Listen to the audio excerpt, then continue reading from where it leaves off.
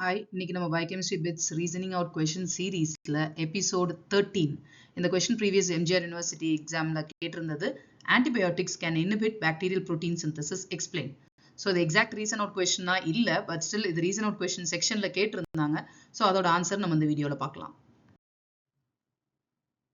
So இந்த question answer பண்றதுக்கு முன்னாடி உங்களுக்கு ஒரு சின்ன கான்செப்ட் தெரியணும். அது வந்து உங்களோட ஸ்கூல் டேஸ்லேயே படிச்சிருப்பீங்க. ரைபோசோம்ங்கிறது தான் சைட் ஆஃப் புரோட்டீன் சிந்தசிஸ்.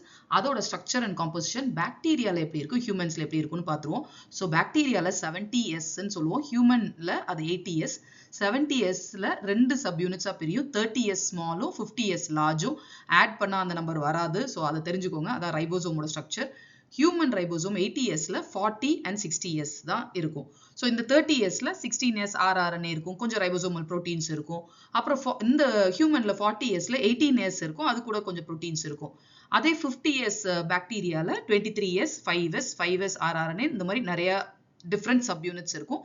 அதே மாதிரி ஹியூமன் 60Sல 28S 5.8S 5Sன்னு அது கூட சில ப்ரோட்டீன்ஸும் இருக்கும். ஸோ இதான் அந்த ரைபோசோமோட ஸ்ட்ரக்சர். ஸோ இதை புரிஞ்சாதான் நம்ம antibiotic action in these different sites தெரிஞ்சுக்கலாம். ஸோ ஆன்டிபயோட்டிக்ஸ் அப்படிங்கிறது பாக்டீரியல் ரைபோசோம்ல ஆக்ட் பண்ணும், அதோட ப்ரோட்டீன் சிந்தசிஸை மட்டும்தான் இன்ஹிபிட் பண்ணும்.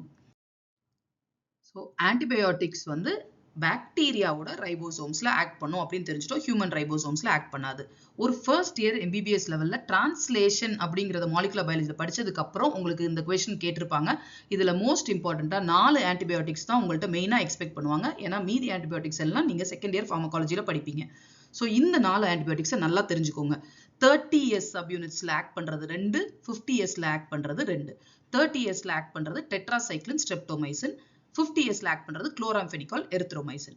டெட்ராசைக்ளின் என்ன பண்ணும், blocks attachment of amino acyl tRNA. அதாவது அமினோ ஆசிடை தூக்கிட்டு வந்து பெப்டைடோட சேர்த்து வைக்கிறதுக்கு tRNA வரணும், அதான் டிரான்ஸ்ஃபர் RNA. அந்த அட்டாச்மெண்ட்டே நம்ம ப்ரிவென்ட் பண்ணிட்டோம்னா அமினோ ஆசிட் வந்து பெப்டைடோட சேராது. ஸோ நம்மளால புரோட்டீனை சிந்தசைஸ் பண்ண முடியாது. அதுதான் டெட்ராசைக்ளினோட ஆக்ஷன்.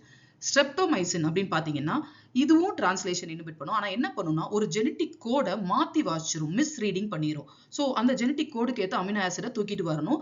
அந்த அமினோ ஆசிடுக்கு பதிலாக வேற அமினோ ஆசிடை தூக்கிட்டு வந்தா புரோட்டீன் சிந்தசிஸ் நடக்காது, ஒரு கார்பிள்டு கோட் அப்படிங்கிறது ஃபார்ம் ஆயிடும். அதனால புரோட்டீன் சிந்தசிஸ் நடக்காம போயிடும். 50Sல ஆக்ட் பண்றது 2, குளோராம்பெனிகால். அது வந்து இன்ஹிபிட்ஸ் பெப்டிடைல் டிரான்ஸ்ஃபரேஸ். இது ஒரு MCQ. 23S rRNA அப்படிங்கிறது தான் ஹேஸ் த பெப்டிடைல் டிரான்ஸ்ஃபரேஸ் ஆக்டிவிட்டி. 50Sக்குள்ள இருக்கிற ஒரு சப்யூனிட் 23S rRNA.